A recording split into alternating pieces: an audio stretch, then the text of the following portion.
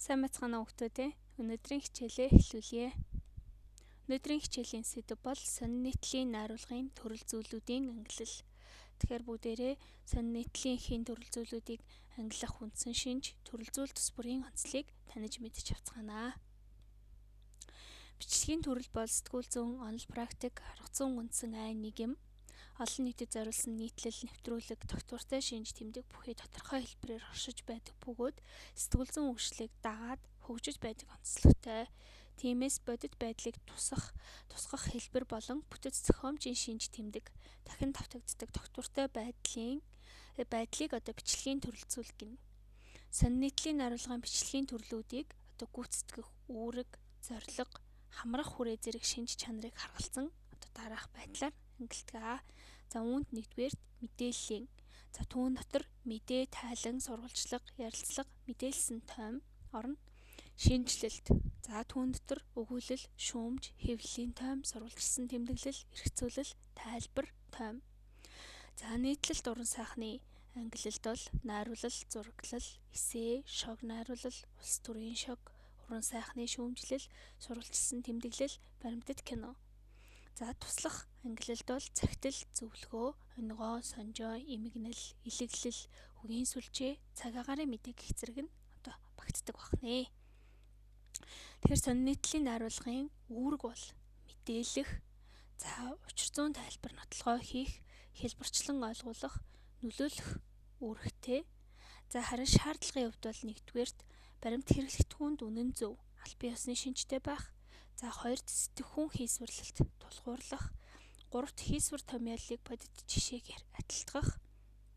За дөрөвт яруу сайхан шинэлэг аястай байх гэсэн үндсэн шаардлагуудыг хангуйцдаг бахнэ. Тэгэхээр сонин нийтлийн бичлэгийн төрлүүдийг нийтлэг болон ялгаатай талыг авч үзвэл нийтлэг шинжид бол бичлэгийн бүх төрөл эцсийн зорилгоор ижил төсөөтэй байна. За өөрөөр хэлбэл бүгд сэтгүүл зүйн өмнөө тавьсан зорилгоо биелүүлэх, олон нийтийн мэдээллийн үндсэн үүргийг гүйцэтгэнэ.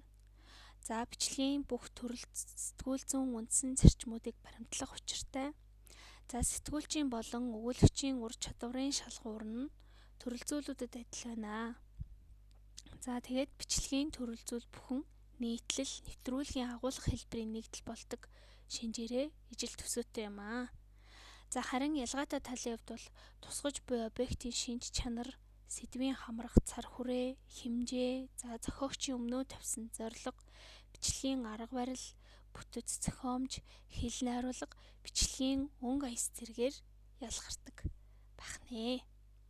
За одоо тэгэхээр бүгдээрээ сонин нийтлийн найруулгын төрөл зүйлүүдийн онцлогийг тус бүртэн мэдэж авцгаая. За эхний ангилал бол мэдээллийн түүн дотор байгаа мэдээ, тайлан, сурвалжлага, ярилцлага, аян замын тэмдэглэлийн тус бүрийн төрөл зүйлийн онцлогийг бичлэгээ зогсоогоод бичиж тэмдэглээд аваарай хүүхдүүдээ. За дараагийн ангилал бол шинжилэлт. За үүн дотор байгаа өгүүлэл, шүүмж, сурвалжилсан тэмдэглэл, тайлбар, тойм гэх зэргийн тус бүрийн онцлогийг мөн адил садар уншиж ойлгоод бичиж тэмдэглээрэй. Нийтлэл уран сайхны ангилалд найруулал, зураглал, эссе, шог найруулал, улс төрийн шог, баримтат кино зэрэг ордог. За тэгэхээр энэ бүгдийн онцлогийг бас мөн адил бичиж тэмдэглээрэй хүүхдүүдээ.